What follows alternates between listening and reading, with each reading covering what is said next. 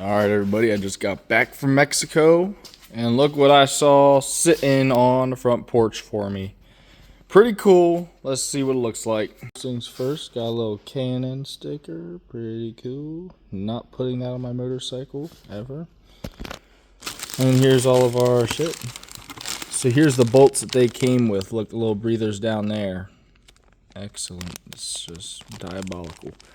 What I'm hoping I can do here is use my bolts that I made on this filter. That's my whole plan. Alright. That is my entire plan. We're going to see if it works. And if it doesn't, then I'll just put the original breathers in and figure something else out in the meantime. But yeah, I need an air intake on this motorcycle. So the plan is put the original bolts in here and they should work. And if they don't, I'm gonna freaking cry. I don't know. Let's see if we can do it. Let's see if we can make it work. All right, first issue. We got one of the bolts that I made trying to go in here, and this lip right here that's supposed to cover the breather hole there is hitting down in there. And then you can see this lip is gonna be too big. It's not gonna fit into that hole. So what we're gonna do, since this bolt is completely useless, I can't even use it in that filter. If you don't know why, you gotta go back and watch the first video of me making these bolts. You'll see why it didn't work, and that's why I had to buy this whole new filter. Because of my own stupid, dumb mistake. I'm going to just grind this down, make it small, try and make it fit, and we're gonna see if it does it. And if it doesn't, and I cannot make these bolts work, I will just put these on the way they're intended to be, have oil fucking going into my air intake and breaking everything. You know, that's just how that's supposed to be for some reason. But we're going to try and make this work because I really want to have an oil catch can. And I do not feel like modifying those bolts because I'd have to drill out that entire thing there. So, not good. So, yeah, we're going to give it a shot. I'm going to grind this down, grind that little lip down, grind this lip down. Try and get it to fit in there. And if it works and it still looks good, I'm going to try it out. Alright guys, start video now. Alright guys, so I got the bolt grinded enough it'll fit in there, but that's how much we got sticking out. Not ideal. This is the original bolt right here that comes with this air filter. That's how much we get sticking out of this one. So we're looking at a, roughly quarter to 3/4, yeah, probably like a half to 3/4 inch missing there, which is not ideal. Just when I thought the bolts couldn't get any longer, they did. So I was hoping me getting it to fit in there would kind of make it look good enough. It's all the way in it. It's all the way in that it will go. That's how much we got sticking out. I don't know if that's going to be good enough. I really don't. Well, you know what? Also, we have these 3 bolts in the center holding us to the throttle body. So it's not like these are the only things holding the thing on. I think I'm just going to grind down the other bolt, try and put it on this way, and see how it looks. See if it works. And if it don't, put the original bolts back on. Why not? You know what I'm saying? So I'm going to go grind down the other one, which that took roughly a half hour. Just grinding, test fitting, sanding, getting burrs off, cleaning it, making sure everything's right. All that fun stuff. And I'm going to do it again, and we're going to see what it does. Alrighty, after a lot of grinding and, all that fun stuff, we got them to fit. I don't know exactly if I'm going to keep it like this or not because it is just a little bit of threads holding these bad boys on, but I torqued them down, very carefully. I took my time with it to make sure it didn't start stripping, and it held. I got all these in. I got my new gasket in. Everything's new, ready to go. Now I just need to put the actual filter on. Let's see what it looks like. All right, so this is the neck of the K&N filter.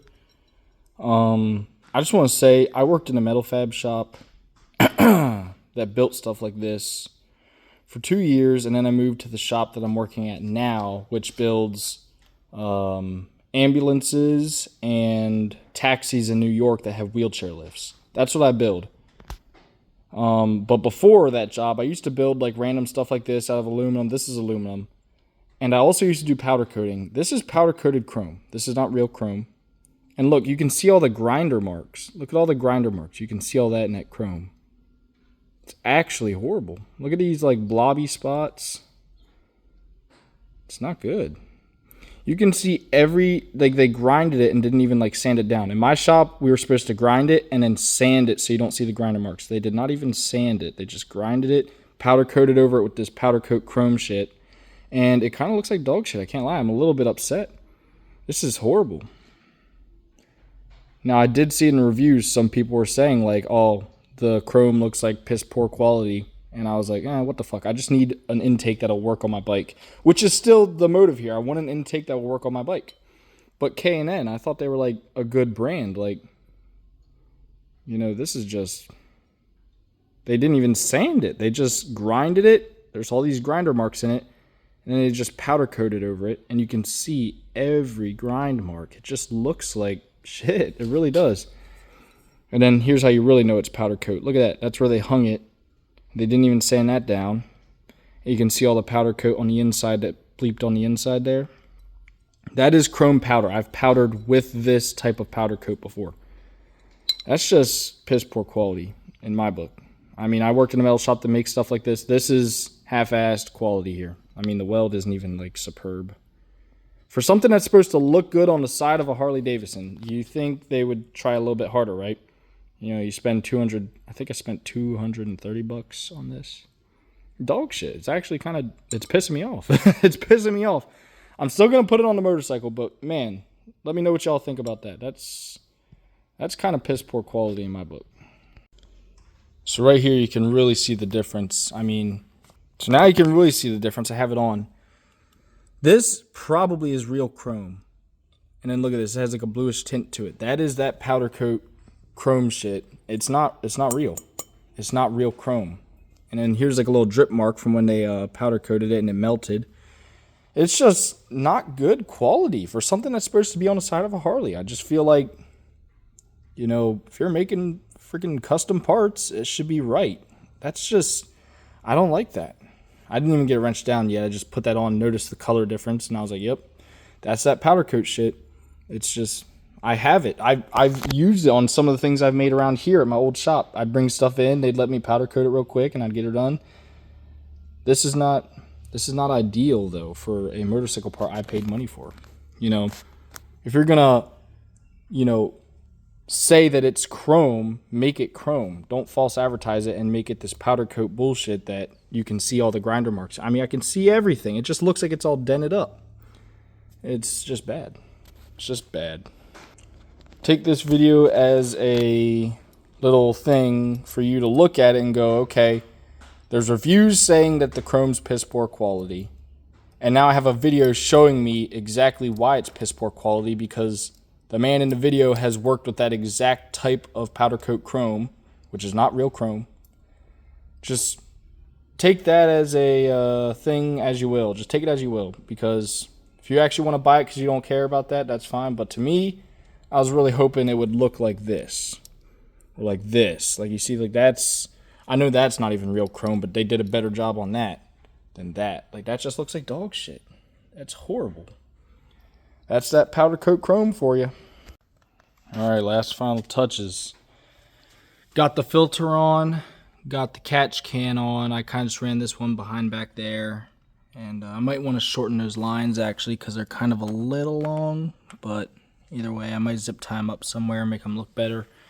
Either way, I'm not necessarily worried about looks right now, because the filter itself kind of looks like shit. I don't enjoy this style of filter. I don't think it looks the greatest, but I just wanted a filter that I could make sure my bike's running healthily. I don't like oil going into my throttle body. That's just not ideal. So I'm going to take it for a test ride, make sure that all the gaskets and seals aren't leaking anywhere. Take it for a little test ride around the block, and we're going to see how it goes from there. I already just went for my test ride and noticed my oil pressure was skyrocketed, and I instantly realized why, and it's because I forgot to drill out these vent holes. So I pulled over, unscrewed the cap, and it went and like shot out a bunch of pressure. Yeah, so I rode home without the cap on, just letting kind of, the air just flow without the cap on the catch can. And got home, drilled those holes, put it back on, put the cotton back in to catch the oil and whatnot. And I'm about to go for another test ride and check my oil pressure as I ride.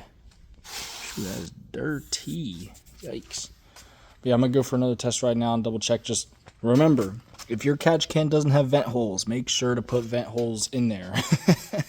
Because your oil pressure will be skyrocketed.